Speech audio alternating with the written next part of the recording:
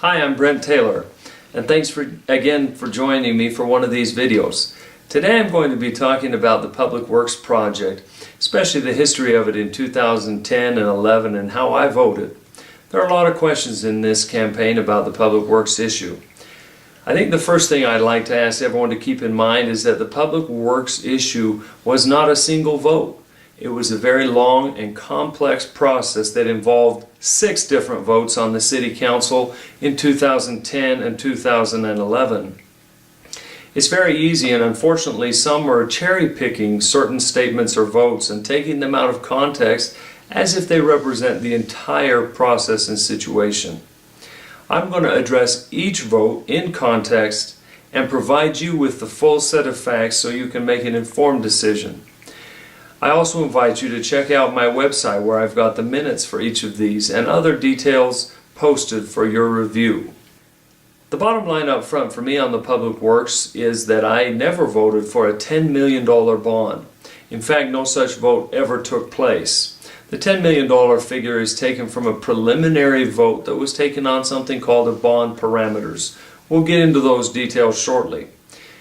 My efforts on the Public Works project in 2011 centered around trying to find a lower cost compromise solution that would build the building that was truly needed for North Ogden and not for $1 more.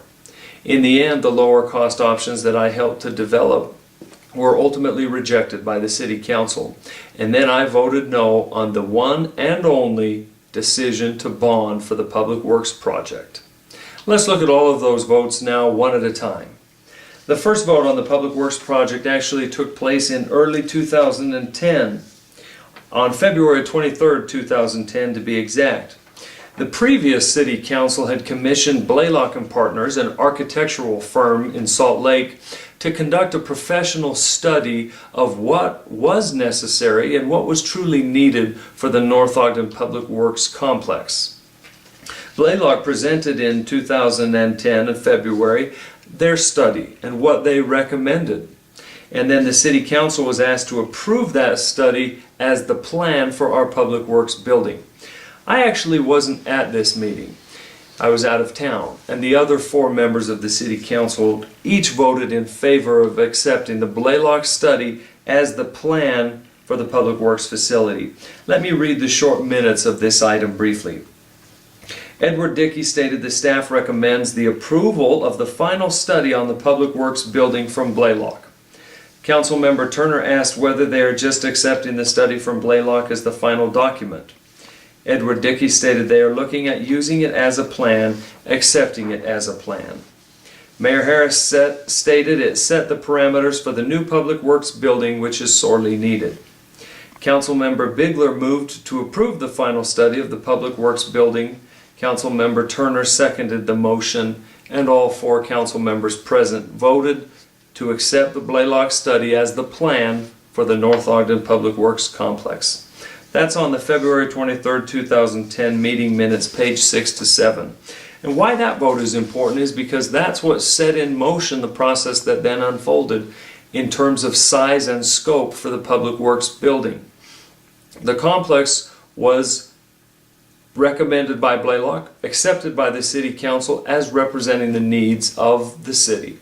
And then throughout 2010 and into 2011, the Public Works Committee looked at various property locations and sites that would accommodate the building that was accepted as the plan by the City Council. Before jumping into the votes in 2011, I'd like to just take a moment to explain the bonding process in the state of Utah.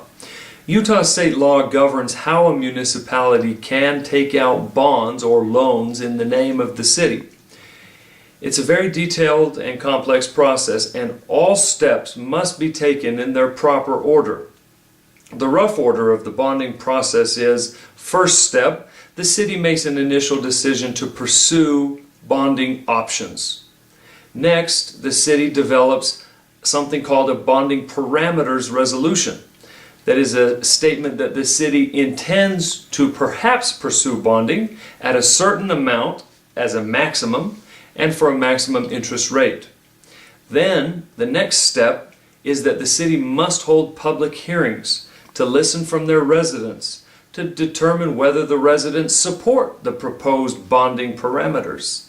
And then the fourth and final step is that the City Council, after having issued the parameters and listening to residents, must then vote as to whether or not to bond. Once that decision has been made, the city can go ahead and bond if it does pass. Let's look now at the 5 different votes that the City Council took in 2011 in regards to the bonding process. The first vote was taken on March 25th, 2011 and is found in the meeting minutes on page 18 to 19.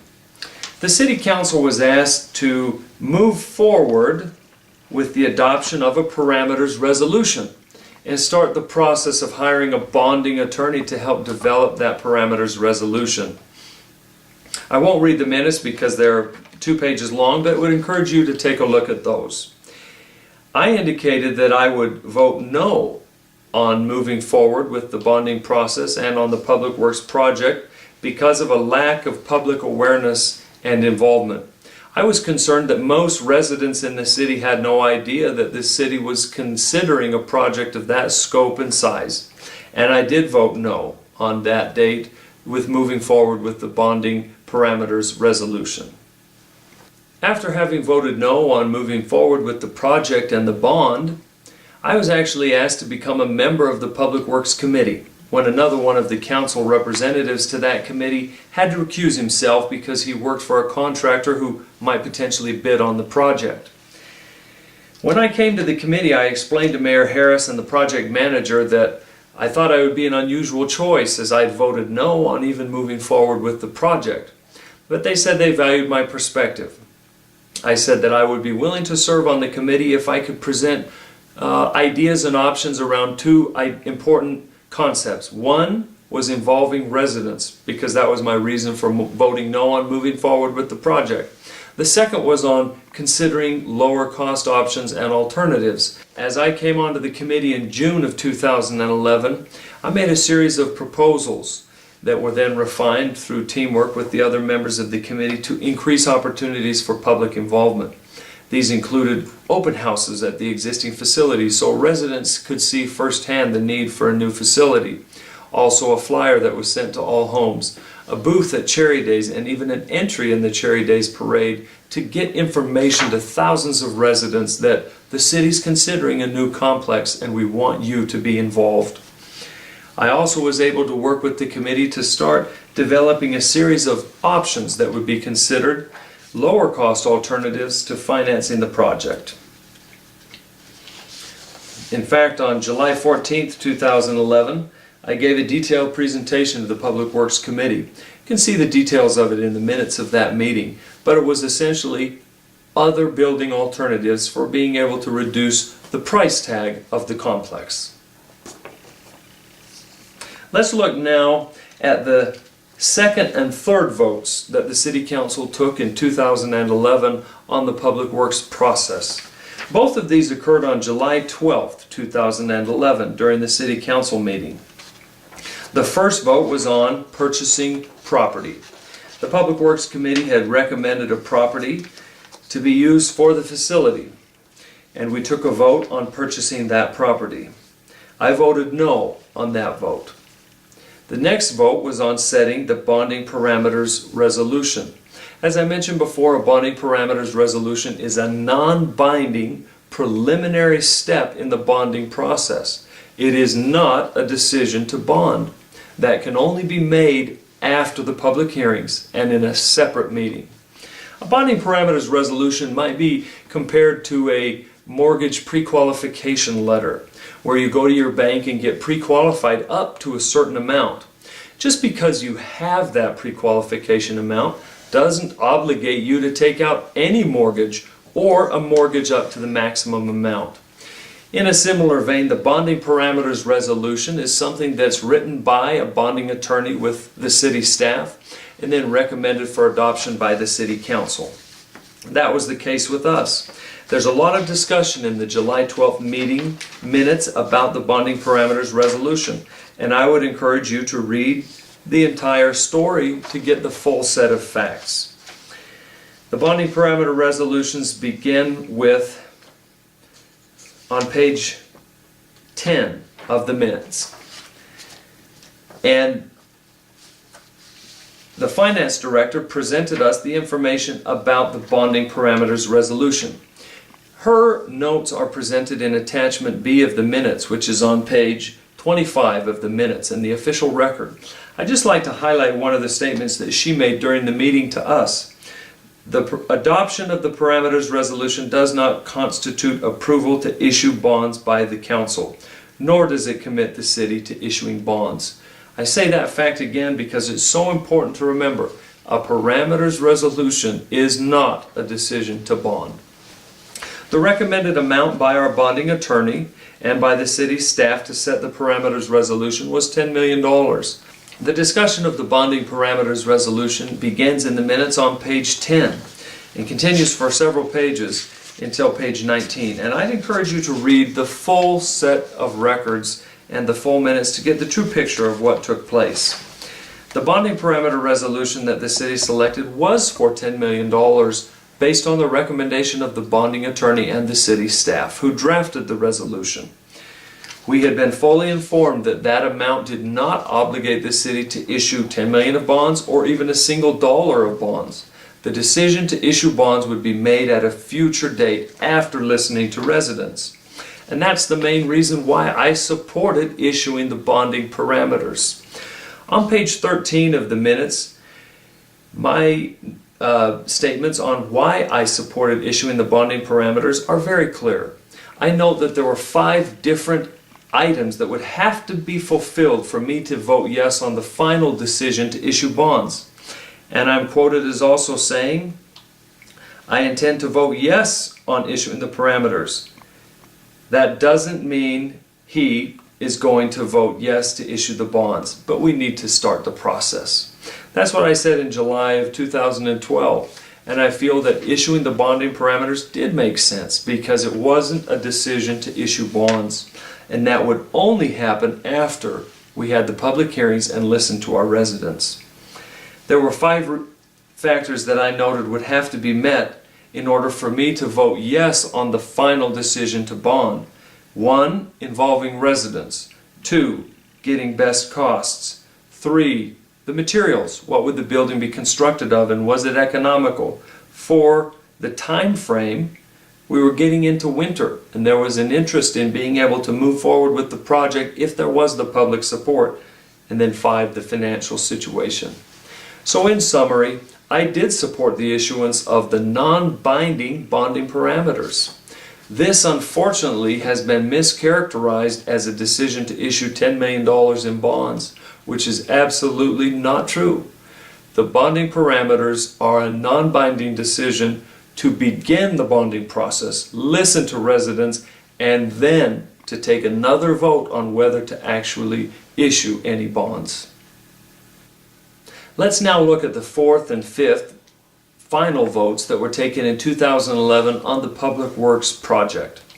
These votes both occurred on August 23, 2011. During that meeting, which was held in the Senior Center, I, as a member of the Public Works Committee and another council member, presented a series of lower-cost alternative options that we had developed as a committee. This had been something I'd been working very hard on to try and get a lower-cost option, because I felt and knew that we could build the facility for less than was being budgeted and forecasted. After presenting our options and much discussion about those and some other alternatives that were presented, I recommended that we accept option C, which was the lowest cost alternative option that we had developed. In fact, I made a motion for this alternative option.